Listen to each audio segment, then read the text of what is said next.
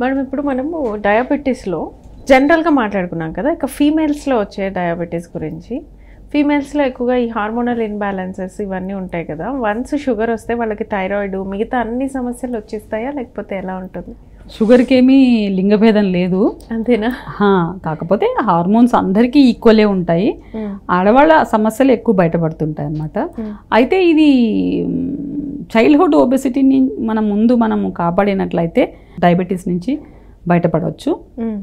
మనము ఈ చదువుల స్ట్రెస్ వల్ల లేకపోతే చాలా సోషల్ ఎక్స్పెక్టేషన్స్ తోటి పిల్లల్ని ఆడుకొని ఇవ్వట్లేదు, తర్వాత వాళ్ళని ఒక సిచ్యువేషన్స్కి ఎక్స్పోజ్ కానివ్వట్లేదు.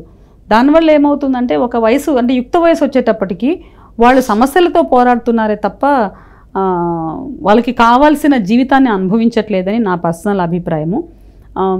చాలా మేర ఆటలు అనేది పిల్లలు ఆటలు అంటే మా గల్లీలో కాసేపు బ్యాడ్మింటన్ ఆడుకుంటున్నారు, చాలా ఆటలాడతారు అని అంటారు తప్ప నిజంగా అసలు ఒక ఒళ్ళు విరుచుకొని ఆడే ఆటలతోటి మాత్రమే షుగరు తగ్గుతుంది. ఎందుకంటే మనకు బేసిక్గా మనము హంటర్ గ్యాదరర్స్, అంటే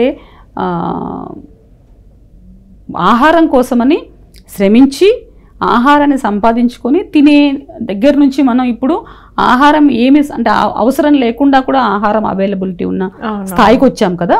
అయితే చాలా రీసెర్చ్ జరిగింది, అంటే ఈ ఆంథ్రోపాలజికల్ రీసెర్చ్ చాలా జరిగింది ఈ షుగర్ మీద. వాళ్ళు ఏం చెప్తారంటే ఎప్పుడైతే మనం ఒక సిచ్యువేషన్స్ని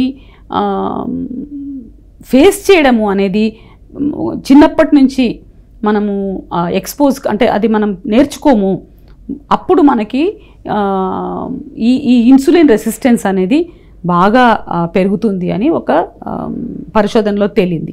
అది ఎలాగంటే ఉదాహరణకి మనం ఫుట్బాల్ లాంటి ఒక గట్టిగా ఒళ్ళు విరుచుకొని పరిగెత్తి ఆహ్లాదమైన ఆటలు ఆడకపోవడం కూడా ఈ డయాబెటీస్ అన్న పెద్ద వ్యాధికి మూల కారణం.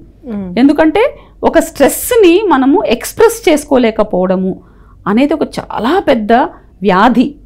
సో దాని నుంచి మనకు ఈ మెటబాలిక్ సిండ్రోమ్ అంటే రకరకాలైన ఈ హార్మోనల్ ఇంబ్యాలెన్సెస్ వస్తున్నాయి అని చాలా పెద్ద పరిశోధనలో తేలి ప్రతి ఒక్కరు కూడా అంటే వయస్సు పరిమితి లేకుండా కూడా మనం అందరం కూడా చాలా ఎక్స్ప్రెసివ్గా ఫిజికల్ ఆటలు ఆడాలి అని ఎన్నో పరిశోధనలో వెల్లవించడం జరిగింది.